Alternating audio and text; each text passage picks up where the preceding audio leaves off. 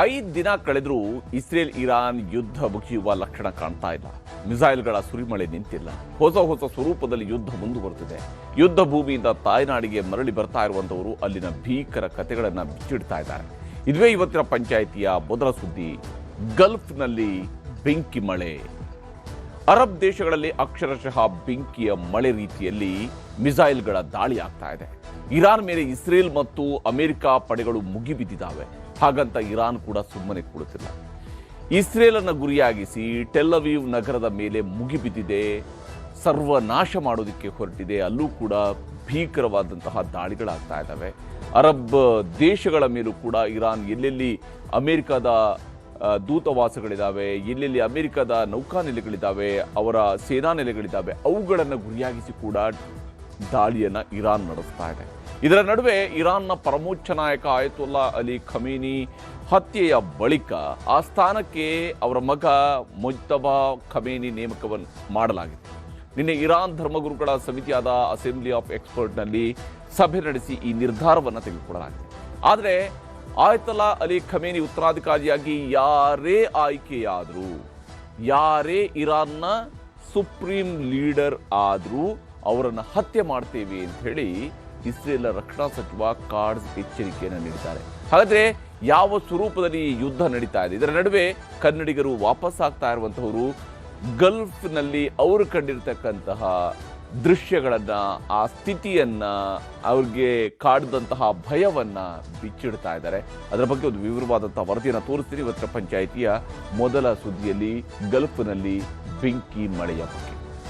ಇನ್ನು ಇವತ್ತಿನ ಪಂಚಾಯಿತಿಯ ಎರಡನೇ ಸುದ್ದಿ, ಮೀಸಲಾತಿ ಮಲ್ಲಯುದ್ಧ. ಒಳ ಮೀಸಲಾತಿಯನ್ನು ಕಲ್ಪಿಸುವ ನಿರ್ಧಾರ ಕೈಗೊಂಡು ತಾವು ಎಸ್ಸಿ ಸಮುದಾಯಕ್ಕೆ ಬಹುದೊಡ್ಡ ಲಾಭವನ್ನು ತಂದುಕೊಟ್ಟಿದ್ದೀವಿ ಅಂತ ಹೇಳಿ ಕಾಂಗ್ರೆಸ್ನವರು ಬೀಗ್ತಾ ಇದ್ರು. ಆದ್ರೀಗ ಅದೇ ಮೀಸಲಾತಿ ಕೈಪಾಳ್ಯದಲ್ಲಿ ಒಳಗೊಳಗೆ ಸುಡಲಾರಂಭಿಸಿದೆ. ಒಂದು ಕಡೆ ಕಾನೂನಿನ ಇಕ್ಕಟ್ಟು. ಯಾಕಂದ್ರೆ ಈಗಿರುವಂತಹ ಮೀಸಲಾತಿಯನ್ನ ಮೇಲಕ್ಕೆ ಏರಿಸಿದ್ರೆ 15% ಇರ್ತಕ್ಕಂಥ ಎಸ್ಸಿ ಮೀಸಲಾತಿಯನ್ನ 17%ಗೆ ಏರಿಕೆ ಮಾಡಿದರೆ ಕರ್ನಾಟಕ ಸರ್ಕಾರ ಅಂದುಕೊಂಡಿರ್ತಕ್ಕಂತಹ ಒಳ ಮೀಸಲಾತಿಯ ಹಂಚಿಕೆಯನ್ನು ಸುಲಭದಲ್ಲಿ ಮಾಡಲಾಗುತ್ತೆ. ಆದರೆ ಮತ್ತೊಂದು ಕಡೆ ಸಮುದಾಯಗಳ ಒಗ್ಗಟ್ಟು ಕೂಡ ಕಂಡು ಬರ್ತಾ ಇದೆ. ಇಲ್ಲಿ ವಿದ್ಯಾರ್ಥಿಗಳು ಕೆಲಸವನ್ನ ಕೇಳ್ತಾ ಇರುವಂಥವರು ಸರ್ಕಾರದ ಮೇಲೆ ಹೇರಿರುವಂತಹ ಒತ್ತಡವನ್ನು ನಾವು ನೋಡಿದ್ವಿ. ಇದರ ಪರಿಣಾಮವಾಗಿ ಸರ್ಕಾರ ತರಾತುರಿಯಲ್ಲಿ ನೇಮಕಾತಿಯನ್ನ ಮಾಡೋದಕ್ಕೆ ಬೇಕಂತ ನೋಟಿಫಿಕೇಶನ್ ಹೊರಡಿಸಿದೆ. 15% ಮೀಸಲಾತಿಯಲ್ಲೇನೆ ಎಸ್ಸಿ ರಿಸರ್ವೇಷನ್ ಕೊಡೋದಕ್ಕೆ ಹೊರಟಿದೆ. ಹೀಗಾಗಿ ಒಳ ಮೀಸಲಾತಿಯಲ್ಲಿ ಅನ್ವಯ ಆಗುವುದಿಲ್ಲ. ಇದು ಕೈಪಡೆಯನ್ನ ಕಂಗೆಡಿಸಿದೆ. ಯಾಕಂದ್ರೆ ಇಲ್ಲಿರುವಂತಹ ಎಸ್ಸಿ ಎಡಗೈ ಸಮುದಾಯದವರು ಸಿಟ್ಟಿಗೆದ್ದಿದ್ದಾರೆ. ಬಲಗೈ ಸಮುದಾಯದವರು ತಮ್ಮ ಒಗ್ಗಟ್ಟನ್ನು ತೋರಿಸುವ ಪ್ರಯತ್ನ ಮಾಡ್ತಾ ಇದ್ದಾರೆ. ಹಾಗಾದ್ರೆ ಏನೇನು ನಡೀತಿದೆ ಈ ಮೀಸಲಾತಿ ವಿಚಾರದಲ್ಲಿ ಮತ್ತು ಪ್ರತಿಪಕ್ಷ ಇದನ್ನು ಹೇಗೆ ನೋಡ್ತಾ ಇದೆ ಅನ್ನೋದನ್ನು ಕೂಡ ನಿಮಗೆ ವಿವರಿಸ್ತೀನಿ ಇವತ್ತಿನ ಪಂಚಾಯಿತಿಯ ಎರಡನೇ ಸುದ್ದಿಯಲ್ಲಿ. ಈಗ ಮೊದಲ ಸುದ್ದಿ ಕಡೆಗೆ ಹೋಗೋಣ. ಬಹಳ ಮುಖ್ಯವಾಗಿ ಗಲ್ಫ್ನಲ್ಲಿ ಸುರಿತಾ ಇರುವಂತಹ ಬೆಂಕಿ ಮಳೆಯ ಬಗ್ಗೆ. ನಿಜಕ್ಕೂ ಕೂಡ ಅಕ್ಷರಶಃ ಅಲ್ಲಿ ಬೆಂಕಿ ಮಳೆ ಆಗ್ತಾ ಇದೆ. ಎಲ್ಲೆಡೆಯಲ್ಲೂ ಕೂಡ ಮಿಸೈಲ್ಗಳ ದಾಳಿ ಆಗ್ತಾ ಇದೆ. ಹತ್ರ 3,000ಕ್ಕಿಂತ ಹೆಚ್ಚು ಮಿಸೈಲ್ಗಳನ್ನು ಈಗಾಗಲೇ ಹಾರಿಸಲಾಗಿದೆ, ಉಡಾಯಿಸಲಾಗ್ತಾ ಇದೆ. ಬೆಂಕಿಯ ಮಳೆಯ ನಗರಿಯಲಾಗ್ತಿದೆ. ಟೆಹರಾನನ್ನ ಭಸ್ಮ ಮಾಡೋದ್ರ ಕಡೆಗೆ ಹೊರಟಿದೆ. ಇರಾನನ್ನು ಸಂಪೂರ್ಣ ನಾಶ ಮಾಡ್ತೀವಿ ಅನ್ನುವಂತಹ ರೀತಿಯಲ್ಲಿ ಹೊರಟಿದೆ ಅಮೆರಿಕ ಮತ್ತು ಇಸ್ರೇಲ್ನ ಪಡೆಗಳು. ಯುದ್ಧ ಭೀಕರ ಸ್ವರೂಪವನ್ನು ಪಡ್ಕೊಳ್ತಾ ಇದೆ. ಇರಾನ್ ಕೂಡ ಅಷ್ಟೇ ತೀವ್ರ ಸ್ವರೂಪದಲ್ಲಿ ಪ್ರತೀಕಾರದ ದಾಳಿಯನ್ನು ನಡೆಸ್ತಾ ಇದೆ. ಗಾಯಗೊಂಡಿರ್ತಕ್ಕಂತಹ ಹುಲಿಯ ರೀತಿಯಲ್ಲಿ ಅದು ಕೂಡ ಆರ್ಭಟಿಸ್ತಾ ಇದೆ. ಅದು ಕೂಡ ರಿಟ್ಯಾಲಿಯೇಟ್ ಮಾಡ್ತಾ ಇದೆ. ಇದರ ಪರಿಣಾಮವಾಗಿ ಗಲ್ಫ್ ದೇಶಗಳಲ್ಲೂ ಕೂಡ ಯುದ್ಧ ಭೀಕರ ಸ್ಥಿತಿಯನ್ನು ತಲುಪ್ತಾ ಇರುವಂಥದ್ದು. ಅಲ್ಲಿಂದ ತಾಯ್ನಾಡಿಗೆ ಮರಳಿ ಬಂದಿರತಕ್ಕಂತಹ ಕನ್ನಡಿಗರು ಅಲ್ಲಿಯ ಭಯಾನಕ ದೃಶ್ಯಗಳನ್ನು ಹೇಳ್ತಾ ಇದ್ದಾರೆ. ಅದರ ಬಗ್ಗೆ ವರದಿಯನ್ನು ತೋರಿಸ್ತೀವಿ.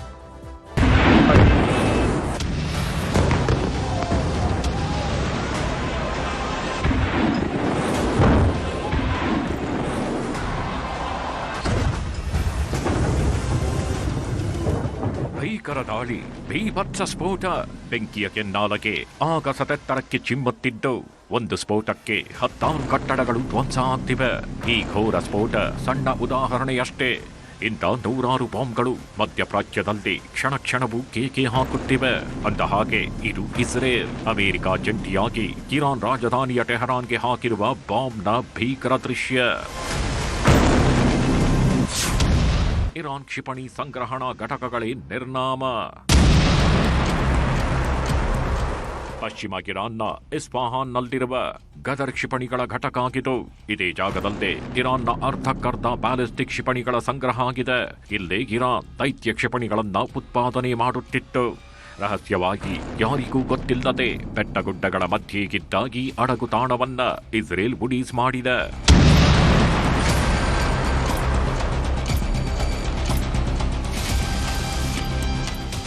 ಪಶ್ಚಿಮ ಇರಾನ್ನ ಇಸ್ಫಹಾನ್ನಲ್ಲಿರುವ ಕ್ಷಿಪಣಿ ಘಟಕವನ್ನ ಹೇಗೆ ಉಡಾಯಿಸಲಾಯಿತು ಅಂತ ಇಸ್ರೇಲ್ ಸೇನೆ ಗ್ರಾಫಿಕ್ಸ್ ಮೂಲಕ ವಿಡಿಯೋವನ್ನ ಹಂಚಿಕೊಂಡಿದೆ. ಅಷ್ಟೇ ಅಲ್ಲ, ಇದೇ ಕ್ಷಿಪಣಿ ಸಂಗ್ರಹದಲ್ಲಿದ್ದ ಇರಾನ್ನ ಅತಿರಥ ಮಹಾರಥ ನಾಯಕರು ಘೋರ ಸಾವನ್ನಪ್ಪಿದ್ದಾರೆ. ಅಂದಾಜು 300 ಇರಾನಿನ ಕ್ಷಿಪಣಿ ಉಡಾವಣಾ ವಾಹನಗಳನ್ನ ಇಸ್ರೇಲ್ ಸರ್ವನಾಶ ಮಾಡಿದೆ ಅಂತ ಹೇಳಿಕೊಂಡಿದೆ.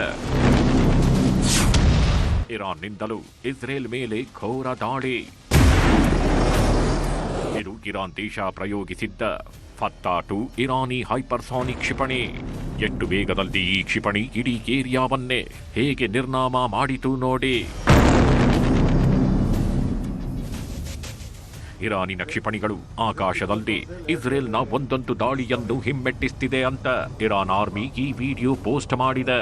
ಅಂದ ಹಾಗೆ ಇಸ್ರೇಲ್ ಹಾಕಿದ ಬಾಂಬ್ಗಳನ್ನ ಇಸ್ರೇಲ್ ನೆಲದಲ್ಲದೆ ಇರಾನ್ ನಿಷ್ಕ್ರಿಯಗೊಳಿಸಿದ್ದು. 12ಕ್ಕೂ ಹೆಚ್ಚು ಇಸ್ರೇಲಿಗರು ಈ ಸ್ಫೋಟದಲ್ಲಿ ಸತ್ತಿದ್ದಾರೆ ಅಂತ ಇರಾನ್ ಹೇಳಿಕೊಂಡಿದೆ.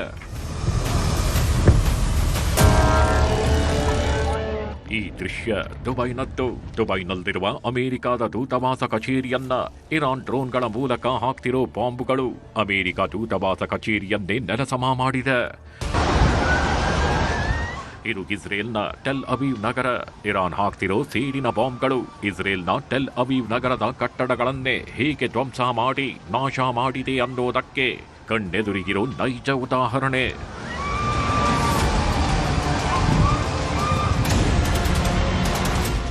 ಇಷ್ಟಕ್ಕೆ ಸುಮ್ಮನಾಗದ ಇರಾನ್ ನಮ್ಮ ರಕ್ಷಣಾ ಪಡೆ ಹೇಗೆ ಕ್ಷಿಪಣಿಗಳನ್ನ ಸಾಗಿಸ್ತಿದೆ ನೋಡಿ ಅಂತ ವಿಡಿಯೋ ಹಂಚಿಕೊಂಡಿದೆ. ಒಂದೊಂದು ಕ್ಷಿಪಣಿಯು ಟನ್ಗಟ್ಟಲೆ ತೂಕವಿದೆ. ಒಂದು ಸಲ ಗುರಿಯಿಟ್ಟು ಹಾರಿಸಿದ್ರೆ ಮುಗಿಯಿತು, ಈ ಜಾಗವೇ ಭೂಗತವಾಗಿ ಬಿಡುತ್ತೆ. ಅಷ್ಟು ಶಕ್ತಿಶಾಲಿ ಇರಾನ್ ದೇಶದ ಫತ್ತಾ-2 ಹೈಪರ್ಸಾನಿಕ್ ಕ್ಷಿಪಣಿಗಳಿವು. ಇಂಥ ರಾಕ್ಷಸ ಕ್ಷಿಪಣಿಗಳನ್ನ ಇರಾನ್ ಇಸ್ರೇಲ್ ಮೇಲೆ ಹಾಕ್ತಿದೆ. ಇಂಥ 50 ಕ್ಷಿಪಣಿಗಳು ಇಸ್ರೇಲ್ ನೆಲದಲ್ಲಿ ಅಪ್ಪಳಿಸಿವೆ. ಪ್ರಮುಖವಾಗಿ ಇಸ್ರೇಲ್ನ ನೆಗೆವ್ ಮತ್ತು ಜುಡಿಯಾ ವಸತಿ ಕೇಂದ್ರಗಳನ್ನ ಗುರಿಯಾಗಿಸಿ ಇರಾನ್ ಈ ಕ್ಷಿಪಣಿಗಳನ್ನ ಹಾಕಿವೆ. ಅಲ್ಲಿನ ಜನ ಓಡ್ ಹೋಗ್ತಿರೋದು, ಭಯಭೀತರಾಗಿರೋ ದೃಶ್ಯಗಳಿವು. ಅಷ್ಟೇ ಅಲ್ಲ, ಗಗನಚುಂಬಿ ಕಟ್ಟಡಗಳು ನೆಲಕಚ್ಚಿದ್ದು, ರಕ್ಷಣಾ ಪಡೆಗಳು ಹುಡುಕಾಟ ನಡೆಸ್ತಿರೋದು ಕಣ್ಣಿಗೆ ಕಾಣಿಸುತ್ತೆ. ಇದು ಈವರೆಗೆ ಅತಿ ದೊಡ್ಡ ದಾಳಿ ಅಂತ ಅಂತಾರಾಷ್ಟ್ರೀಯ ಮಾಧ್ಯಮಗಳು ವರದಿ ಮಾಡಿವೆ.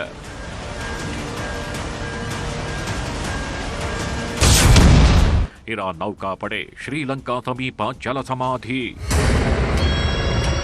ಹೊತ್ತಿ ಉರಿಯುತ್ತಿರುವ ಈ ದೈತ್ಯ ನೌಕೆ ಇರಾನ್ ನೌಕಾಪಡೆಯ ಮೌರ್ಜ್ ಕ್ಲಾಸ್ ಯುದ್ಧ ನೌಕೆ. ಶ್ರೀಲಂಕಾದ ಬಂದರು ನಗರವಾದ ಗ್ಯಾಲೆಯಿಂದ ಸುಮಾರು 40 ನಾಟಿಕಲ್ ಮೈಲಿಗಳಷ್ಟು ದೂರದಲ್ಲಿ ಈ ನೌಕಾಪಡೆಯನ್ನ ಅಮೆರಿಕ ಸೇನೆ, ಇಸ್ರೇಲ್ ಸೇನೆ ಸಮುದ್ರದಲ್ಲಿ ಸರ್ವನಾಶ ಮಾಡಿವೆ. ನೌಕಾಪಡೆಯಲ್ಲಿ 180ಕ್ಕೂ ಹೆಚ್ಚು ಸಿಬ್ಬಂದಿಗಳಿದ್ರು.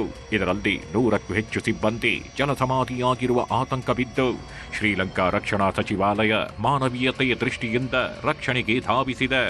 ಇಲ್ಲಿಯವರೆಗೂ 30ಕ್ಕೂ ಹೆಚ್ಚು ಸಿಬ್ಬಂದಿಯನ್ನ ರಕ್ಷಿಸಿ ಕೊಲಂಬೋ ಆಸ್ಪತ್ರೆಗೆ ದಾಖಲಿಸಿ ಚಿಕಿತ್ಸೆ ಕೊಡಿಸಲಾಗ್ತಿದೆ.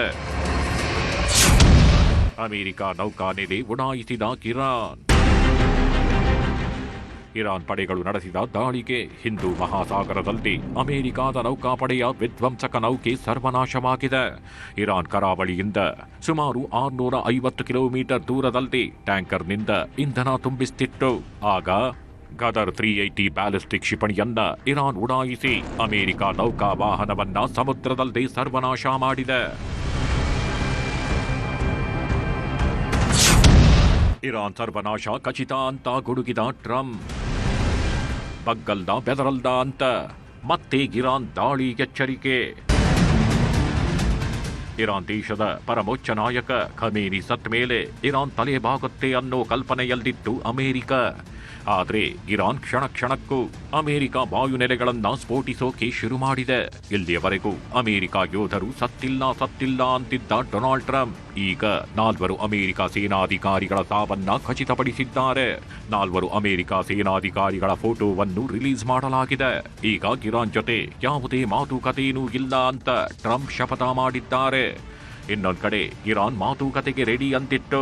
ಆದ್ರೆ ಟ್ರಂಪ್ ಹೇಳಿಕೆ ಬೆನ್ನಲ್ಲದೆ ನಾವು ಎಲ್ಲದಕ್ಕೂ ರೆಡಿ ಇದ್ದೀವಿ ಅಂತ ಶಪಥ ಮಾಡಿದೆ. ಖಮೇನಿ ಅಂತ್ಯಕ್ರಿಯೆ ಬೆನ್ನಲ್ಲದೆ ಉತ್ತರಾಧಿಕಾರಿ ನೇಮಕ. ಉತ್ತರಾಧಿಕಾರಿಯನ್ನು ಹತ್ಯೆ ಮಾಡ್ತೀವಿ ಎಂದ ಇಸ್ರೇಲ್. ಇರಾನ್ ಪರಮೋಚ್ಚ ನಾಯಕ ಆಯತುಲ್ಲಾ ಅಲಿ ಖಮೇನಿ ಹತ್ಯೆ ಬಳಿಕ ಆ ಸ್ಥಾನಕ್ಕೆ ಅವರ ಮಗ ಮುಜ್ತಬಾ ಖಮೇನಿ ನೇಮಕ ಆಗಿದ್ದಾರೆ. ನಿನ್ನೆ ಇರಾನ್ ಧರ್ಮಗುರುಗಳ ಸಮಿತಿಯಾದ ಅಸೆಂಬ್ಲಿ ಆಫ್ ಎಕ್ಸ್ಪರ್ಟ್ನಲ್ಲಿ ಸಭೆ ನಡೆಸಿ ಈ ನಿರ್ಧಾರ ತೆಗೆದುಕೊಂಡಿದೆ. ಆದರೆ ಆಯತುಲ್ಲಾ ಅಲಿ ಖಮೇನಿ ಉತ್ತರಾಧಿಕಾರಿಯಾಗಿ ಯಾರೇ ಆಯ್ಕೆಯಾದರೂ ಅವರನ್ನು ಹತ್ಯೆ ಮಾಡ್ತೇವೆ ಅಂತ ಇಸ್ರೇಲ್ ರಕ್ಷಣಾ ಸಚಿವ ಕಾಟ್ಸ್ ಎಚ್ಚರಿಕೆ ನೀಡಿದ್ದಾರೆ. ಇಸ್ರೇಲ್ ದೇಶವನ್ನು ನಾಶ ಮಾಡುವ ಆಲೋಚಕರಿಗೆ, ಯುನೈಟೆಡ್ ಸ್ಟೇಟ್ಸ್ ಮತ್ತು ಮುಕ್ತ ದೇಶಗಳನ್ನು ಬೆದರಿಸುವವರಿಗೆ, ಇರಾನಿನ ಜನರನ್ನ ನಿಗ್ರಹಿಸುವ ಯೋಜನೆ ಮುಂದುವರಿಸುವವರಿಗೆ ಇರಾನಿನ ಭಯೋತ್ಪಾದಕ ಆಡಳಿತದಿಂದ ನೇಮಿಸಲ್ಪಟ್ಟ ಹೊಸ ನಾಯಕನು ನಿರ್ಮೂಲನೆಯಾಗುತ್ತಾನೆ, ನಿಸ್ಸಂದೇಹವಾಗಿ ನಮ್ಮ ಗುರಿಯಾಗುತ್ತಾನೆ ಅಂತ ಇಸ್ರೇಲ್ ರಕ್ಷಣಾ ಸಚಿವ ಕಾಟ್ಸ್ ಎಕ್ಸ್ನಲ್ಲಿ ಪೋಸ್ಟ್ ಹಾಕಿದ್ದಾರೆ. ವಾರ್ ಎಫೆಕ್ಟ್, ದುಬೈನಲ್ಲಿ ಕನ್ನಡಿಗರ ಲಾ. ಕನ್ನಡಿಗರ ಆಸರೆಗೆ ನಿಂತ ದುಬೈ ಕನ್ನಡ ಸಂಘ. ಇರಾನ್ ಇಸ್ರೇಲ್ ಯುದ್ಧದಿಂದಾಗಿ ದುಬೈನಲ್ಲೇ 150ಕ್ಕೂ ಹೆಚ್ಚು ಕನ್ನಡಿಗರು ಲಾಕ್ ಆಗಿದ್ದಾರೆ. ಬೆಂಗಳೂರಿನಿಂದ ದುಬೈ ಪ್ರವಾಸಕ್ಕೆಂದು 30 ಮಂದಿ ಕನ್ನಡಿಗರು ಹೋಗಿದ್ರು. ವಿಮಾನ ಹಾರಾಟ ಬಂದಾಗಿದ್ರಿಂದ ದುಬೈನಲ್ಲಿ ಸಿಲುಕಿದ್ದಾರೆ. ದುಬೈನಲ್ಲಿ ಸಿಲುಕಿದ್ದ ಬಳ್ಳಾರಿ ಹಾಗೂ ದಾವಣಗೆರೆಯ 50 ಜನರು ತಾಯ್ನಾಡಿಗೆ ವಾಪಸ್ ಆಗುತ್ತಿದ್ದಾರೆ. ರಾತ್ರಿ 9:40ಕ್ಕೆ ಶಾರ್ಜಾದಿಂದ ವಿಮಾನ ಕೇರಳದ ಕೊಚ್ಚಿನ್ಗೆ ಹೊರಡಲಿದೆ. ಕೊಚ್ಚಿನ್ನಿಂದ ಬೆಂಗಳೂರಿಗೆ ಮತ್ತೊಂದು ವಿಮಾನದಲ್ಲಿ ಬರುವ ವ್ಯವಸ್ಥೆ ಮಾಡಲಾಗಿದೆ. ಇನ್ನು ದುಬೈನಲ್ಲಿರುವ ಕನ್ನಡಿಗರು ಪ್ರವಾಸಿಗರ ನೆರವಿಗೆ ನಿಂತಿದ್ದಾರೆ. ಆತಂಕ ಇದೆ, ಇಲ್ಲ ಅಂತ ನಾನು ಹೇಳ್ತಿಲ್ಲ ನಾನು, ಬಟ್ ಪರವಾಗಿಲ್ಲ, ಅಷ್ಟು ಸ್ವಲ್ಪ ಸೇಫ್ಟಿ ಇದೆ. ಎಮರ್ಜೆನ್ಸಿಗೆ ಆಂಬ್ಯುಲೆನ್ಸಸ್ ಇದೆ, ಪೊಲೀಸರು ಇದ್ದಾರೆ, ಎಲ್ಲಾನು ಸೇಫ್ಟಿ ಇದೆ. ಆಯ್ತಾ, ಸೊ ನಾನು ರೆಸಿಡೆಂಟ್ ಆಗಿರೋದ್ರಿಂದ ನನ್ನ ಕಡೆಯಿಂದ ಇದು ನಾನು ಹೇಳಬಲ್ಲೆ. ಎಲ್ಲರಿಗೂ ಒಂದು ವ್ಯವಸ್ಥೆ ಅಂತ ಮಾಡಿರೋ ಜಾಗ ಹೆಸರು ಬಂದು, ಹೋಟೆಲ್ ಹೆಸರು ಬಂದು ಎಕ್ಸ್ಕ್ಲೂಸಿವ್ ಮೇಪಲ್ಸ್ ಹೋಟೆಲ್ ಅಪಾರ್ಟ್ಮೆಂಟ್ ಅಂತ ದುಬೈ ಮೈಸೂರಲ್ಲಿದೆ. ಇದು ನಾನು ನಿಮಗೆ ಜಸ್ಟ್ ಒಂದು ವ್ಯೂ ತೋರಿಸ್ತೀನಿ. ದುಬೈ ಅಂದ್ರೆ ಇದು ನಾರ್ಮಲ್ ಇದೆ ಅಂತ ಸದ್ಯಕ್ಕೆ. ಹೌದು, ನಾನು ಹೇಳ್ದಂಗೆ ಆತಂಕ ಇದೆ, ರೋಡಲ್ಲಿ ವೆಹಿಕಲ್ಸ್ ಎಲ್ಲ ಕಮ್ಮಿ ಆಗಿದೆ. ಸೊ ಗೌರ್ಮೆಂಟ್ ಕಡೆಯಿಂದ ಒಂದೇ ಒಂದು ಅವ್ರ ಕಡೆಯಿಂದ ರಿಕ್ವೆಸ್ಟ್ ಅಂದ್ರೆ UAE ಗೌರ್ಮೆಂಟ್ ಕಡೆಯಿಂದ ಏನ್ ರಿಕ್ವೆಸ್ಟ್ ಅಂದ್ರೆ, ಅವಶ್ಯಕತೆ ಇದ್ರೆ ಮಾತ್ರ ನೀವು ಹೊರಗೆ ಕಾಲಿಡಿ, ಆಯ್ತಾ? ಯಾಕಂದ್ರೆ ಎಲ್ಲರೂ ವರ್ಕ್ ಫ್ರಮ್ ಹೋಮ್ ಕೊಟ್ಟಿದ್ದಾರೆ, ಸ್ಕೂಲ್ಗಳು ಎಲ್ಲರೂ ಮನೆಯಿಂದನೇ ಆನ್ಲೈನ್ ನಡೀತಿದೆ. ಸೊ ನಿಮಗೆ ಅನಾವಶ್ಯಕವಾಗಿ ಕಾಲಿಡಬೇಡಿ, ಯಾಕಂದ್ರೆ ಅದು ನಿಮ್ಮ ಒಂದು ಓನ್ ಸೇಫ್ಟಿ, ನಿಮ್ಮ ಫ್ಯಾಮಿಲಿಗೋಸ್ಕರ ಅಂತ UAE ಗವರ್ಮೆಂಟ್ ನಮಗೆ ಕ್ಲಿಯರ್ ಆಗಿ ಅವೆಲ್ಲ ಇನ್ಸ್ಟ್ರಕ್ಷನ್ಸ್ ಕೊಟ್ಟಿದ್ದಾರೆ ನಮಗೆ. ಶಮಿತಾ ಅವರೇ, ಕನ್ನಡಿಗರ ನೆರವಿಗೆ ದುಬೈ ಕನ್ನಡ ಸಂಘದಿಂದ ಮೂಲಭೂತ ಸೌಕರ್ಯ ಒದಗಿಸಲಾಗಿದೆ. ಉಳಿದವರಿಗೂ ಆರ್ಥಿಕ ನೆರವಿನ ಅಗತ್ಯವಿದೆ. ಹೀಗಾಗಿ ದುಬೈ ಕನ್ನಡ ಸಂಘ ಕರ್ನಾಟಕ ಸರ್ಕಾರದ ಬಳಿ ನೆರವು ಕೇಳಿದೆ. ಕರ್ನಾಟಕ ಧನ ಸಹಾಯ ಮಾಡಿದ್ರೆ ಎಲ್ಲರಿಗೂ ಸೌಲಭ್ಯ ಸಿಗಲಿದೆ ಎಂದು ದುಬೈ ಕನ್ನಡ ಸಂಘದ ಅಧ್ಯಕ್ಷ ಶಶಿಧರ್ ನಾಗರಾಜಪ್ಪ ಸರ್ಕಾರಕ್ಕೆ ಮನವಿ ಮಾಡಿದ್ದಾರೆ. ಅಸೋಸಿಯೇಷನ್ಸ್ ಅಂತ ಹೇಳಿದ್ನಲ್ಲ, ಅವರೆಲ್ಲರೂ ಕೂಡ ಇಲ್ಲಿ ರೆಸಿಡೆಂಟ್ಸ್, ಎಲ್ಲರೂ 10, 20, 30 ವರ್ಷಗಳಿಂದ ದುಬೈನಲ್ಲಿ ಇರುವಂತವ್ರು ಯಾರು ಮನೇಲಿ ಕೂರ್ತಾ ಇಲ್ಲ, ಎಲ್ಲರೂ ಬಂದು ಸಪೋರ್ಟ್ ಮಾಡ್ತಾ ಇದಾರೆ. ಈಗ ನಮ್ಮ ಪರ್ವ group MD and chairman Nilesh ಅಂತ ಈಗ ಲೈನ್ ಬಂದು ಮಾತಾಡಿದ್ರು. ನಮ್ದು 2 ಅಪಾರ್ಟ್ಮೆಂಟ್ಸ್ ಇತ್ತು, ಸೊ ಖಾಲಿ ಇದೆ, ಅದನ್ನ ಯಾರಿಗಾದ್ರೂ ಬೇಕಿದ್ರೆ ಕೊಡೋಣ ಅಂತೇಳಿ ಈಗ ಅವರು ಅನೌನ್ಸ್ ಮಾಡಿದ್ರು. ನನ್ನ ಪಾರ್ಟ್ನರ್ ನೀಲೇಶ್ ಅಂತೇನು ತುಮಕೂರಿನವರು, ಆಕ್ಚುಲಿ ಇಂಡಿಯಾದಲ್ಲಿ ಇದ್ದಾರೆ, ಅವ್ರು ಇಲ್ಲಿ ಇರಬೇಕಾಗಿತ್ತು. ಸೊ ಅವ್ರು ಇಮಿಡಿಯೇಟ್ ಆಗಿ ಅನೌನ್ಸ್ ಮಾಡಿದ್ರು. ಈಗ ಅದನ್ನ ನಾವು ಯಾರಿಗೆ ಇಂಥ ಸೀನಿಯರ್ ಸಿಟಿಸನ್ಸ್ ರಿಕ್ವೈರ್ಡ್ ಇರೋರಿಗೆ ನಾವು ಅದನ್ನ ಕೊಡ್ತೀವಿ. ಈ ರೀತಿ ಮುಂದೆ ಬಂದು ಸಹಾಯ ಮಾಡ್ತಾ ಇದ್ದಾರೆ. ಇನ್ನೊಬ್ರು ಈಗ ಅನೌನ್ಸ್ ಮಾಡಿದ್ರು, ಒಂದು 10 ರೂಮ್ ನಾನು ಕೊಡ್ತೀನಿ ಅಂತ ಹೇಳಿ. ಸೊ ಕೆಲವರೆಲ್ಲ ಮಾಡ್ತಾ ಇದ್ದಾರೆ, ತುಂಬಾ ಜನ ಮಾಡ್ತಾ ಇದ್ದಾರೆ. ಕೆಲವ್ರದ್ದು ಅಜ್ಮಾನಲ್ಲಿ ಫಾರ್ಮ್ ಹೌಸ್ಗಳಿದೆ, ಅದನ್ನ ನಾನು ಕೊಡ್ತೀನಿ ಅಂತ ಮುಂದೆ ಬಂದಿದ್ದಾರೆ. AG ಪ್ರಾಪರ್ಟೀಸ್ ಇಂದ ನಾಜಿಮ್ ಅಂತ ಅವ್ರದ್ದೊಂದು ಫಾರ್ಮ್ ಹೌಸ್ ಇದೆ, ಅಲ್ಲೊಂದಷ್ಟು ಜನಕ್ಕೆ ನಾವು ಸೇರಿಸ್ತೀವಿ, ಕೊಡ್ತೀವಿ, ಅವಕಾಶ ಕೊಡ್ತೀವಿ ಅಂತ ಬಂದಿದ್ದಾರೆ. ಪ್ರಮುಖವಾಗಿ ಏನಾಗ್ತಾ ಇದೆ, ನಾನು ಸರ್ಕಾರಕ್ಕೆ ಮನವಿ ಮಾಡೋದು ಕನ್ನಡಿಗ ಸೆಲ್ಫ್ ಲೈನ್ ಕಡೆಯಿಂದ, ನೋಡಿ ಸರ್ಕಾರ ಸ್ಪಂದನೆ ಕೊಟ್ಟಿದೆ, ಒಂದಷ್ಟು ಸಹಾಯಧನ ಕೊಡ್ತೀವಿ ಅಂತ ಹೇಳಿದ್ದಾರೆ. ಅದನ್ನ ಈ ಸಮಯದಲ್ಲಿ ಇವತ್ತೇ ಕೊಟ್ರೆ ಅದು ಉಪಯೋಗ ಆಗುತ್ತೆ. ಇಲ್ಲ, ಚಿಕ್ಕಮಗಳೂರು ಜಿಲ್ಲೆಯ ಕೊಪ್ಪ ಬಳಿಯ ಹಿರೇಕೋಡಿ ನಿವಾಸಿ ನಿಶ್ಚಿತ್ ಇರಾನ್ನ ಮರ್ಚೆಂಟ್ ನೇವಿಯಲ್ಲಿ ಕೆಲಸಕ್ಕೆಂದು ಹೋಗಿದ್ರು. ಯುದ್ಧದಿಂದಾಗಿ 6 ದಿನಗಳಿಂದ ನಿಶ್ಚಿತ್ ಪೋಷಕರಿಗೆ ಕರೆ ಮಾಡಿರಲಿಲ್ಲ. ಇದರಿಂದ ಭಯಗೊಂಡಿದ್ದ ಪೋಷಕರು ಮಗನನ್ನ ವಾಪಸ್ ಕರೆಸಿ ಅಂತ ಮನವಿ ಮಾಡಿದ್ರು. ಸದ್ಯ ಈ ಬಗ್ಗೆ ನ್ಯೂಸ್ 18 ಕನ್ನಡ ವರದಿ ಬಿತ್ತರ ಮಾಡಿತ್ತು. ಇನ್ನು ಈ ವರದಿ ನೋಡಿದ ಅನಿವಾಸಿ ಭಾರತೀಯ ಸಮಿತಿ ಮಾಜಿ ಉಪಾಧ್ಯಕ್ಷೆ ಡಾಕ್ಟರ್ ಆರತಿ ಕೃಷ್ಣ ನಿಶ್ಚಿತ್ ಸೇಫ್ ಆಗಿದ್ದಾರೆ ಎಂದಿದ್ದಾರೆ. ಮಗನ ಬಗ್ಗೆ ಕಾಳಜಿ ತೋರಿದ್ದ ನಿಶ್ಚಿತ್ ತಂದೆ ನ್ಯೂಸ್ 18ಗೆ ಧನ್ಯವಾದ ತಿಳಿಸಿದ್ದಾರೆ.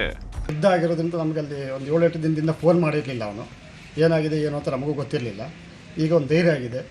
ಯಾರು ನಮ್ಮ ಆರತಿ ಕೃಷ್ಣ ಫೌಂಡೇಶನ್ ಅವರು ನ್ಯೂಸ್ 18 ಚಾನಲ್ ಕನ್ನಡ ತುಂಬ ಹೆಲ್ಪ್ ಮಾಡಿದ್ದಾರೆ ನಮಗೆ. ಅವರಿಗೆ ತುಂಬ ಧನ್ಯವಾದಗಳನ್ನು ಹೇಳೋಕ್ಕೆ ಇಷ್ಟಪಡ್ತೀನಿ ನಾನು. ದುಬೈನಲ್ಲಿ ಸಿಲುಕಿರುವ ಬೀದರ್ ಮೂಲದ 7 ಜನರ ಜೊತೆ ಸಂಸದ ಸಾಗರ್ ಖಂಡ್ರೆ ಕರೆ ಮಾಡಿ ಮಾತನಾಡಿದ್ದಾರೆ. ನಿನ್ನೆಯಷ್ಟೇ ಬೀದರ್ ಕನ್ನಡಿಗರು ದುಬೈನಲ್ಲಿ ಸಿಲುಕಿರುವ ಕುರಿತು ನ್ಯೂಸ್ 18 ವರದಿ ಬಿತ್ತರ ಮಾಡಿತ್ತು. ಸದ್ಯ ವರದಿ ಬೆನ್ನಲ್ಲದೆ 7 ಜನರ ಜೊತೆ ಸಂಸದ ಸಾಗರ್ ಖಂಡ್ರೆ ಮಾತನಾಡಿ ಆತ್ಮಸ್ಥೈರ್ಯ ತುಂಬಿದ್ದಾರೆ. ಅಲ್ಲದೆ ಶೀಘ್ರದಲ್ಲೇ ಭಾರತಕ್ಕೆ ಕರೆತರೋದಾಗಿ ಭರವಸೆ ನೀಡಿದ್ದಾರೆ. ಈಗ ಸರ್ ಎಲ್ಲಿದ್ರಿ? ಈಗ ನೀವು ದುಬೈ ಹೋಟೆಲ್ದಲ್ಲೇ ಇದ್ರಿ? ದುಬೈ ಹೋಟೆಲ್ ಇಲ್ಲಿ ಬುಕ್ಕಿಂಗ್ ಅದು ಮೂರನೇದೆಲ್ಲ ಬುಕ್ ಮಾಡ್ಲಿಕ್ಕೆ ಸ್ಟಾರ್ಟ್ ಆಗುತ್ತೆ. ಬುಕ್ ಮಾಡಿದ ಕೂಡಲೇ ಅದು ಕ್ಯಾನ್ಸಲ್ ಅಂತ ಹೇಳ್ತಾರೆ. ಮತ್ತೆ ಅದನ್ನ ದುಡ್ಡು ಕಟ್ ಮಾಡ್ತಾರೆ. ಇಲ್ಲ ಸರ್, ಅದೇ ಈಗ ಸದ್ಯಕ್ಕೆ ಅದು ಏನದ ಏರ್ ಕ್ಲಿಯರೆನ್ಸು ಕರೆಕ್ಟ್ ಆಗಿ ಅವ್ರಿಗೆ ಸಿಗ್ತಾ ಇಲ್ಲ. ಸ್ವಲ್ಪ 2-3 ಫ್ಲೈಟ್ ಅವರು ಎಷ್ಟಾಯ್ತು ಅಷ್ಟು ಬಿಡ್ಲತ್ತಾರೆ. ಯಾಕಂತಂದ್ರೆ ಕಂಟಿನ್ಯೂಸ್ ಸ್ಟ್ರೈಕ್ ಆಗ್ಲತ್ತವಲ್ಲ. ಈಗ ಆಲ್ರೆಡಿ ಬೀದರ್ನು ಬಹಳ ಜನ ಅದಾರ ದುಬೈನಲ್ಲಿ. ಹೌದೌದು, ಅದು ನೀವು ವೇಟ್ ಮಾಡ್ರಿ ಸರ್, ನಾನ್ ನಿಮಗೆ ಹೇಳ್ತೀನಿ. ಈಗಾಗಲೇ ನಾವೆಲ್ಲ ನಮ್ ಸ್ಟೇಟ್ ಗವರ್ಮೆಂಟ್ CM ಮತ್ತು ನಮ್ಮ ಎಂಬಸಿದವ್ರಿಗೆ ಎಲ್ಲರ ಜೊತೆ ನಾವು ಸಂಪರ್ಕದಾಗ ಇದ್ದೀವಿ. ಈ ಮಧ್ಯೆ ಬೆಂಗಳೂರು ವಿಮಾನ ನಿಲ್ದಾಣದಲ್ಲಿ 34 ವಿಮಾನಗಳ ಹಾರಾಟ ರದ್ದು ಮಾಡಲಾಗಿದೆ. ಅಬುದಾಬಿ, ರಿಯಾದ್, ಜದ್ದಾ, ದಮಂ, ದುಬೈ, ದೋಹಾ ವಿಮಾನಗಳು ರದ್ದು ಮಾಡಲಾಗಿದೆ. ಯುದ್ಧ ಭೀತಿಯ ನಂತರವಷ್ಟೇ ಓಪನ್ ಆಗಲಿದ್ದು ಯಾವಾಗ ಓಪನ್ ಆಗತ್ತೆ ಅನ್ನೋ ಟೆನ್ಷನ್ ಮೂಡಿದೆ. Bureau report, news 18.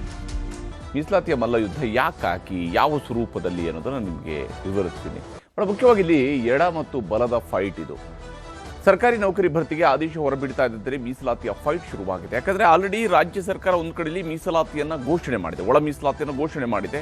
5-5-4 ಅನ್ನುವಂಥ 6-6-5 ಅನ್ನುವಂತಹ ರೀತಿಯಲ್ಲಿ ಘೋಷಣೆಯನ್ನು ಮಾಡಿದೆ. 17%ಗೆ ಇನ್ಕ್ಲೂಡ್ ಆಗುವಂತೆ 6-6-5 ಅನ್ನುವಂಥದ್ದು ಘೋಷಣೆ ಮಾಡಿದೆ. ಆದರೆ 50% ಮೀಸಲಾತಿ ಅಡಿಯಲ್ಲಿ ನೇಮಕಾತಿ ಮತ್ತು ಆಡಳಿತ ಪಕ್ಷದಲ್ಲಿ ಈಗ ಪೈಪೋಟಿ ಶುರುವಾಗಿದೆ. ಸರ್ಕಾರ ಈಗ ಆದೇಶ ಮಾಡಿರ್ತಕ್ಕಂಥ ನೇಮಕಾತಿಯನ್ನು 15% ಮೀಸಲಾತಿ ಮಾಡಿದೆ. ನಾನು ಅವಾಗ ಹೇಳಿದ್ದು 6-6-5 17% ಮೀಸಲಾತಿ ಆದಾಗ ಮಾತ್ರ ಸಿಗೋದು. ಆದರೆ ಈಗ AICC ಅಂಗಳವನ್ನು ತಲುಪಿದೆ ಒಳ ಮೀಸಲಾತಿಯ ಈ ಗೊಂದಲ. 15%ನಲ್ಲಿ ಯಾವುದರ ಆಧಾರದ ಮೇಲೆ ಈಗ ಇವರು ಒಳ ಮೀಸಲಾತಿನ ಹಂಚಿಕೆ ಮಾಡ್ತಾರೆ ಅನ್ನುವಂಥ ಪ್ರಶ್ನೆಯೂ ಬರುತ್ತೆ. ಖರ್ಗೆ ಮನೆಯಲ್ಲಿ ಎಡಗೈ ಮತ್ತು ಬಲಗೈ ಸಮುದಾಯದ ಶಾಸಕರು ಮೀಟಿಂಗ್ ಅನ್ನು ಕೂಡ ಮಾಡಿದ್ದಾರೆ. ಖರ್ಗೆ ಅವರನ್ನ ಮೀಟ್ ಮಾಡಿದ್ದಾರೆ. ನಾಳೆಯ ಕ್ಯಾಬಿನೆಟ್ನಲ್ಲಿ ನಡೆಯಲಿರುವಂತಹ ಒಳ ಮೀಸಲಾತಿಯ ಕುರಿತ ಚರ್ಚೆಯ ಸಂದರ್ಭದಲ್ಲಿ ಏನು ನಿರ್ಧಾರವನ್ನು ಸರ್ಕಾರ ತೆಗೆದುಕೊಳ್ಬೇಕು. ಸುದೀರ್ಘ ಸಮಯದ ಕಾಲ ಎರಡೂ ಕಡೆಯ ಶಾಸಕರಿಂದ ಮನವರಿಕೆ ಮಾಡಿಕೊಡುವಂತಹ ಪ್ರಯತ್ನ ನಡೆದಿದೆ. ಖರ್ಗೆಯವರಿಗೂ ಕೂಡ ಮನವರಿಕೆ ಮಾಡಿಕೊಡ್ತಾ ಇದ್ದಾರೆ. ಮೀಸಲಾತಿ ಗೊಂದಲ, ಸಮುದಾಯದ ಬೇಡಿಕೆಗಳ ಬಗ್ಗೆ ಮನವರಿಕೆಯನ್ನು ಮಾಡಲಾಗ್ತಾ ಇದೆ. ಇದು ಕೇವಲ ಎಡಗೈ ಮತ್ತು ಬಲಗೈಗೆ ಮಾತ್ರ ಸೀಮಿತ ಆಗುವುದಿಲ್ಲ.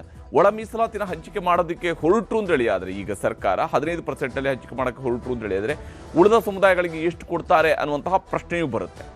CM ಸಿದ್ದರಾಮಯ್ಯನವರಿಗೆ ಸಲಹೆ ಸೂಚನೆ ನೀಡುವಂತೆ ಈಗ ಮನವಿಯನ್ನು ಮಾಡ್ಕೊಂಡಿದ್ದಾರೆ. ನೀವು ಇದೇ ಥರದಲ್ಲಿ ಮಾಡಿಸಿ ಅಂತ ಹೇಳಿ ಅಂತೇಳಿ. ಆದರೆ ಅದನ್ನು ಯಾವ ಆಧಾರದಲ್ಲಿ ಮಾಡ್ತಾರೆ, ಏನು ಬೇಸಿಸ್ ಮಾಡ್ತಾರೆ ಅಂತ ಮುಖ್ಯ. ಇದರ ನಡುವೆ ಖರ್ಗೆಯವರು ಎಲ್ಲರನ್ನೂ ಕೂಡ ಕರೆದು ಸಮಾಧಾನ ಹೇಳುವಂತಹ ಪ್ರಯತ್ನವನ್ನು ಮಾಡಿದ್ದಾರೆ. ಎಲ್ಲರೂ ಕೂಡ ಒಟ್ಟಿಗೆ ಕೂತು ಚರ್ಚೆಯನ್ನು ಮಾಡಬೇಕು ಅನ್ನುವಂತಹ ಅಂಶವನ್ನು ಅವರು ಮತ್ತು ಒಮ್ಮತದ ನಿರ್ಧಾರವನ್ನು ಕೈಗೊಳ್ಳಬೇಕು ಅನ್ನೋದನ್ನು ಭಾಳ ಸೂಚ್ಯವಾಗಿ ಎರಡೂ ಕಡೆಯವರಿಗೂ ಕೂಡ ಹೇಳಿದ್ದಾರೆ. ಯಾರಿಗೂ ಕೂಡ ಅನ್ಯಾಯ ಆಗುವಂಥದ್ದು ಬೇಡ. ಎಡಗೈ ಸಮುದಾಯಕ್ಕಾಗಲಿ ಬಲಗೈ ಸಮುದಾಯಕ್ಕಾಗಲಿ ಅನ್ಯಾಯ ಆಗೋದು ಬೇಡ. ಯಾರಿಗೂ ಅನ್ಯಾಯ ಆಗೋದು ಬೇಡ. ನಾನು ಕೂಡ ಈ ಬಗ್ಗೆ CMಗೆ ಹೇಳ್ತೇನೆ ಅಂತ ಹೇಳಿ ಮಲ್ಲಿಕಾರ್ಜುನ ಖರ್ಗೆಯವರು ಸಂಧಾನದ ಸಂದರ್ಭದಲ್ಲಿ ಹೇಳಿದ್ದಾರೆ. ಯಾಕಂದರೆ ಮಲ್ಲಿಕಾರ್ಜುನ ಖರ್ಗೆಯವ್ರನ್ನ ಇವತ್ತು ಮುನಿಯಪ್ಪ, ತಿಮ್ಮಾಪುರ್, ಆಂಜನೇಯ, ಹೀಗೆ ಹನುಮಂತಯ್ಯ, ಚಂದ್ರಪ್ಪ ಇವರೆಲ್ಲರೂ ಕೂಡ ಹೋಗಿ ಎಡಗೈ ಸಮುದಾಯದ ಕಡೆಯಿಂದ ಒತ್ತಾಯವನ್ನು ಮಾಡಿದ್ದಾರೆ. ಎಲ್ಲರೂ ಒಟ್ಟಾಗಿ ಇರಬೇಕು, ಸಮಾನಾಗಿ ಹಂಚಿಕೆ ಮಾಡಬೇಕು ಅಂತೇಳಿ ಖರ್ಗೆಯವರು ಹೇಳ್ತಾರೆ. ಯಾಕಂದರೆ ಖರ್ಗೆಯವರು ಕೂಡ ಬಲಗೈ ಸಮುದಾಯದವರು, ಹಾಗೆಯೇ ಪರಮೇಶ್ವರ್, ಮಹದೇವಪ್ಪ ಇವರೆಲ್ಲರೂ ಕೂಡ ಬಲಗೈ ಸಮುದಾಯದವರು. ಅವರು ಏನು ನಿರ್ಧಾರಗಳನ್ನು ಕೈಗೊಳ್ತಾರೆ. ಇಲ್ಲಿ ಬಲಗೈ ನಾಯಕರ ವಾದ ಎಡಗೈ ಸಮುದಾಯಕ್ಕೆ ಮೀಸಲಾತಿ ಹೆಚ್ಚಾದರೆ ತಮಗೆ ಅದು ಹಿನ್ನಡೆ ಅಂತೇಳಿ ಹೇಳ್ತಿದ್ದಾರೆ. ಯಾಕಂದರೆ ಸಂಖ್ಯಾವಾರು ಬಂದಾಗ ರಾಜ್ಯದಲ್ಲಿ ಎಡಗೈ ಸಮುದಾಯದವರ ಸಂಖ್ಯೆ ಜಾಸ್ತಿ ಇದೆ ಅನ್ನೋಂಥದ್ದು. ಒಳ ಮೀಸಲಾತಿ ಜಾರಿ ಮಾಡಿ ನೇಮಕಾತಿ ಮಾಡಬೇಕು ಅನ್ನೋಂಥದ್ದು ಎಡಗೈ ಸಮುದಾಯದವರ ಒಕ್ಕೊರಲ ಆಗ್ರಹ. ಸಮಾನ ಹಂಚಿಕೆ ಮಾಡುವಂಥದ್ದು ಸೂಕ್ತ ಅಂತೇಳಿ ಬಲಗೈ ನಾಯಕರು ವಾದವನ್ನು ಮಂಡಿಸ್ತಾ ಇದ್ದಾರೆ. ಎಡಗೈ ನಾಯಕರು ಕೂಡ 50% ನೇಮಕಾತಿ DPR ಹಿಂಪಡಿಬೇಕು ಅಂತೇಳಿ ಕೇಳ್ತಾ ಇದ್ದಾರೆ. ಅಂದರೆ 50% ಈಗಿರುವಂತಹ ಮೀಸಲಾತಿಯ ಪ್ರಮಾಣ ಏನು 50% ಇದೆ, ಅದರ ಆಧಾರದಲ್ಲಿನೇ DPR ಮಾಡೋದಕ್ಕೆ ಹೊರಟಿದಾರಲ್ಲ, ಅದನ್ನು ನೀವು ಹಿಂಪಡೀರಿ ಅಂಥೇಳಿ. ಒಳ ಮೀಸಲಾತಿ ಕೊಟ್ಟರೆ ಅನ್ಯಾಯ ಆಗುವ ಸಾಧ್ಯತೆಗಳು ಹೆಚ್ಚು ಅಂತ ಹೇಳಿ ಬಲಗೈ ಸಮುದಾಯದವರು ಹೇಳ್ತಾ ಇದ್ದಾರೆ. ಆದರೆ 15% ಮೀಸಲಾತಿಯಲ್ಲೇ ಒಳ ಮೀಸಲಾತಿಯನ್ನು ಹಂಚಿಕೆ ಮಾಡಿ, ಈಗಿರೋದ್ರಲ್ಲಿ ಫಸ್ಟ್ ಹಂಚಿಕೆ ಮಾಡಿ, ಮುಂದೆ ನಮಗೆ ಹೆಚ್ಚುವರಿ ಆದಾಗ ಹೆಚ್ಚುವರಿಯಲ್ಲಿ ಕೊಡಿ ಅಂತ ಹೇಳಿ ಕೇಳ್ತಾ ಇದ್ದಾರೆ. ಹೀಗಾಗಿ ಕೋರ್ಟ್ ವಿಚಾರ ಕ್ಯಾಬಿನೆಟ್ನಲ್ಲಿ ಚರ್ಚೆ ಮಾಡ್ತೀವಿ ಅಂತ ಹೇಳಿ ಬಲಗೈ ಸಮುದಾಯದವರು ಹೇಳ್ತಿದ್ರೆ 6-6-5 ಸೂತ್ರದಲ್ಲೇ ಮೀಸಲಾತಿಯನ್ನು ಕೊಡಲಿ ಅಂತ ಹೇಳ್ಕೊಂಡು ಕೇಳ್ತಾ ಇದ್ದಾರೆ ಎಡಗೈ ಸಮುದಾಯದವರು. ಸಂಪುಟ ಸಭೆಯಲ್ಲಿ ಒಮ್ಮತಕ್ಕೆ ಬರೋಣ ಅಂತ ಹೇಳಿ ಬಲಗೈ ಸಮುದಾಯದವರು ಹೇಳ್ತಿದ್ರೆ ಉದ್ಯೋಗಾಕಾಂಕ್ಷಿಗಳಲ್ಲಿ ಗೊಂದಲ ಬೇಡ ಅಂತ ಹೇಳಿ ಎಡಗೈ ನಾಯಕರು ಕೂಡ ಉದ್ಯೋಗ ಆಕಾಂಕ್ಷಿಗಳಿಗೆ ಭರವಸೆಯನ್ನು ಕೊಡ್ತಾ ಇದ್ದಾರೆ. ಪದೇ ಪದೇ ಅನ್ಯಾಯ ಆಗಬಾರ್ದು ಅಂತೇಳಿ ಬಲಗೈ ನಾಯಕರು ಹೇಳ್ತಾ ಇದ್ದಾರೆ. 101 ಜಾತಿಗಳಿಗೂ ಕೂಡ ಅನ್ಯಾಯ ಆಗಬಾರ್ದು, ಕೂತು ಮಾತಾಡ್ಕೊಳ್ಳೋಣ ಅಂತೇಳಿ ಎಡಗೈ ಸಮುದಾಯದವರು ಹೇಳ್ತಾರೆ. ಯಾಕೆ ಎಡಗೈಯಲ್ಲಿ ಬರುವಂತಹ 101 ಜಾತಿಗಳ ಒಟ್ಟು ಎಸ್ಸಿಯಲ್ಲಿ ಬರುವಂತಹ 101 ಜಾತಿಗಳು ಪರವಾಗಿಯೂ ಕೂಡ ನಾವು ಇದ್ದೀವಿ ಅಂತೇಳಿ ಎಡಗೈ ಸಮುದಾಯದವರು ಹೇಳ್ತಾ ಇದ್ದಾರೆ. ಏನೇನು ಹೇಳ್ತಿದ್ದಾರೆ ನಾಯಕರುಗಳು ಅನ್ನೋದು ನಿಮ್ಗೆ ತೋರಿಸ್ತೀವಿ. ಅವರು ಈ ವಿಷಯ ಎಲ್ಲ ಒಟ್ಟಿಗೆ ಸೇರಿ ಅಮಿಕಬಲ್ ಆಗಿ ಸೆಟಲ್ಮೆಂಟ್ ಮಾಡ್ಕೊಳ್ಳಿ, ಯಾರಿಗೂ ಅನ್ಯಾಯ ಆಗೋದು ಬೇಡ ಅನ್ನೋ ಮಾತನ್ನು ಹೇಳಿದ್ದಾರೆ. ನಾನು ಕೂಡ ಹೇಳ್ತೀನಿ ಅಂತೇಳಿ ಹೇಳಿದ್ದಾರೆ. ಅವ್ರದ್ದಿರಲ್ಲಿ ಏನೂ ಅಭ್ಯಂತರ ಇಲ್ಲ. ಎಲ್ಲರೂ ಒಟ್ಟಿಗೆ ಇರಬೇಕು, ಸಮವಾಗಿ ಹಂಚ್ಕೊಳ್ಬೇಕು, ಅಮಿಕಬಲ್ ಆಗಿ ಸೆಟಲ್ಮೆಂಟು ಮಾಡ್ಕೋಬೇಕು ಅನ್ನೋ ಮಾತನ್ನು ಹೇಳಿದ್ದಾರೆ. ಅದಕ್ಕೆ ನಾವು ಕೂಡ ಸಮ್ಮತಿ ಕೊಟ್ಟಿದ್ದೀವಿ. ನಾವು ಇಂಕ್ವಲ್ ಸೆಟಲ್ಮೆಂಟ್ ಮಾಡ್ಕೊಳ್ಳೋಕೆ ತಯಾರಿದ್ದೀವಿ. 101 ಜಾತಿಯಲ್ಲಿ ಯಾವುದಕ್ಕೂ ಅನ್ಯಾಯ ಆಗಬಾರ್ದು ಅನ್ನೋ ವಾದದಲ್ಲೇ ನಾನು ಮೊದಲು ನಿಂತಿದ್ದೀನಿ. ನಾವೆಲ್ಲ ಅದರಲ್ಲೇ ಇದ್ದೀವಿ. ಪ್ರಪೋರ್ಷನೇಟಿಗೆ ನಾವು ರೆಡಿ ಇದ್ದೀವಿ. ಈಗ ಅಬ್ಜೆಕ್ಷನ್ ಏನಂತ ಸರ್? No objection. ಈಗ ಖರ್ಗೆ ಅವ್ರ ಭೇಟಿ ಬಳಿಕ ಗೊಂದಲ ಬಗೆಹರಿಯುತ್ತೆ ಅನ್ನೋ ವಿಶ್ವಾಸ ಇದೆಯಾ ಅಂತ? ನಮ್ಮ ನಾಯಕರಿಗೆ ನಾವು ವಿಷಯಗಳನ್ನು ತಿಳಿಸಬೇಕಾದದ್ದು ನಮ್ಮ ಕರ್ತವ್ಯ. ನಾಯಕರಿಗೆ ತಿಳಿಸಿದ್ದೀವಿ. ನಾವು ಅದನ್ನೆಲ್ಲದನ್ನು ಮಾತನಾಡ್ತೀನಿ ಅಂತ ಹೇಳಿದ್ದಾರೆ. ತೊಂದರೆ ಇಲ್ಲ.